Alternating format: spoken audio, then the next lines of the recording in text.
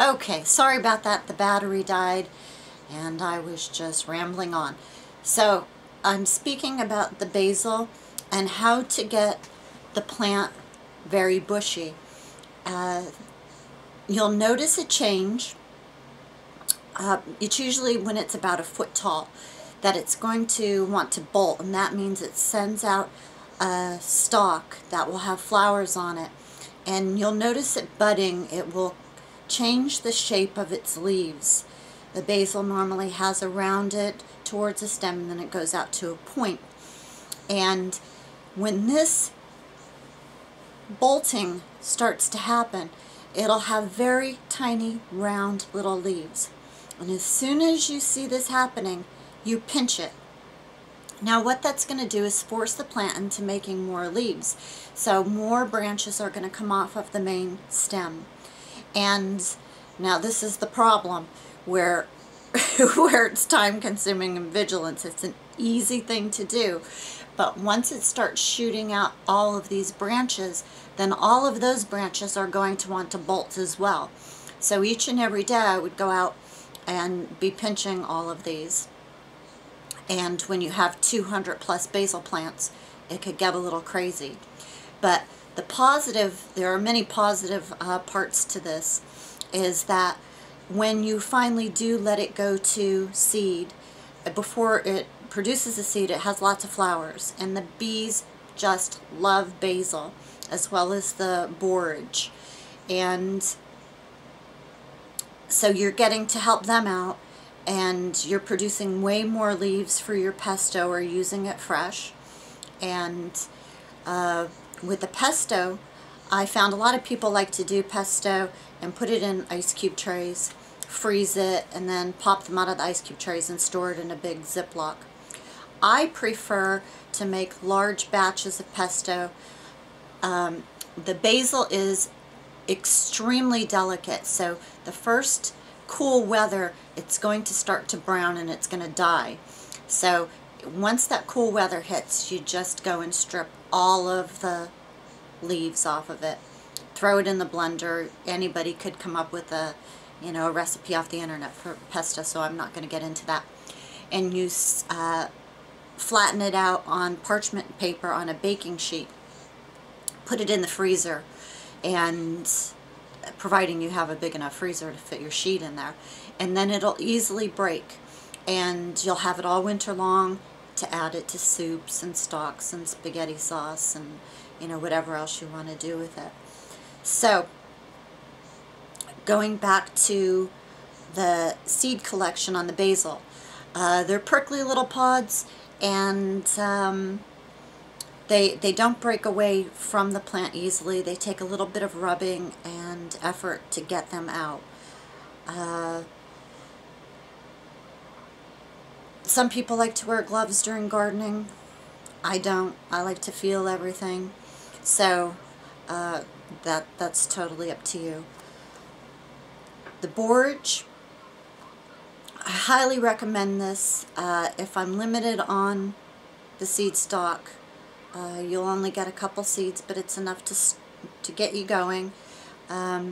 It's one of the only edible blue flowers, and it's got a cucumber flavor leaf. I'm going to do a separate video on what you could get away with growing outdoors that nobody would ever know it's edible. The borage leaf is prickly, and it doesn't look edible, nor does it feel edible, but it's actually very tasty on a sandwich with its mild cucumber aroma and flavor. And the seeds are medicinal, and you'll have a battle, or maybe you will, down in South Carolina. The ants seem to know that this seed is really good, so every morning I would have to get out there at the crack of dawn to collect these seeds before the ants would get to them. And so that's, a lot of people talk about how easy it is to do this kind of thing. Well, growing is one thing, but when you're into the seed saving, it's a whole other ball game. There are certain kind of critters out there that really like seed pods of the cole crop, and that's your cabbage and kohlrabi and broccoli. And so you think, oh wow, I've got this amazing amount of seeds in these pods. And then one day you're not in your garden, the next day you go out and all of your seed pods are emptied. So stuff like that does happen. And vigilance, walk your garden every day. They're a lot like babies. They like attention and love and tenderness. It goes a long way. So the other thing that I wanted to mention too is companion planting. Get to know what plants are good with others. Like the Native Americans would plant pole beans right next to the corn, and a nice little symbiotic relationship. Everybody got what it needed. And they also would use squash plants in between the rows of corn to conserve moisture. The squash plants have those big gigantic leaves, and they just, you know, like a pumpkin, they just spread vigorously. So think about that kind of thing, you know, your water conservation and what's going to require the same type of soil conditions. And I include in the package an old Italian favorite, which is a Florence fennel. And the leaves are very feathery, and they're edible in salads or fish, however you want to use it. And also it has the bulb, and it's got a mild anise flavor to it.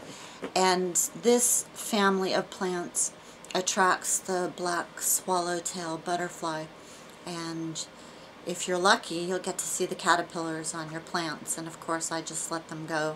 They don't do that much damage, and you're helping your little pollinators, and they're so beautiful to see these swallowtails flying around your garden. I think that's about it for making up information on the other videos. And since I'm here and it's kind of a fresh video, I'm gonna go ahead, and I noticed, I watched the last video, how bad that was trying to hold these up and display these, so I'm gonna give this another shot. Like I said, it's a Hopi ceremonial, Louisiana wild, and Shirazi. These are, the Hopi is a small compact plant, very beautiful. Nobody would ever recognize it as anything probably more than a weed. Louisiana looks like a typical tobacco plant, what people think of, bigger leaves. This could get 6.5, 7 feet tall. And the wild is more of a medium. It'll grow between, you know, 4 and 5.5 feet. And the Shirazi is about 4.5, 5 feet.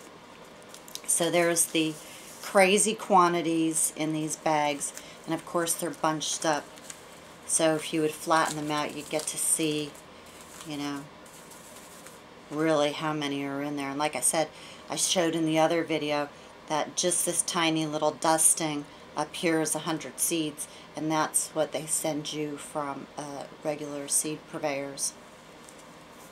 So I have a few of these made up, and these 4 seed packets will come with the delivery of 1 troy ounce, or if you have something else that you think I might be in need of. But I'll tell you what, I had camped for a while, so I have a lot of camping gear. I believe in trying to keep local and not shipping so much heavy, bulky stuff.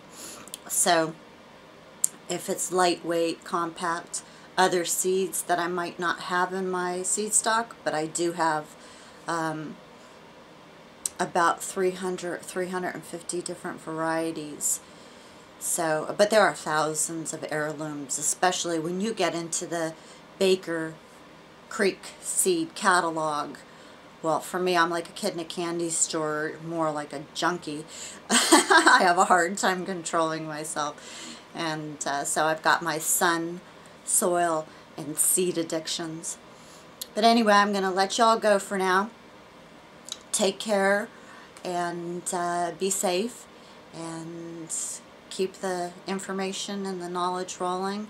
Thanks again to all the new subscribers, and I hope to talk to you soon. Bye.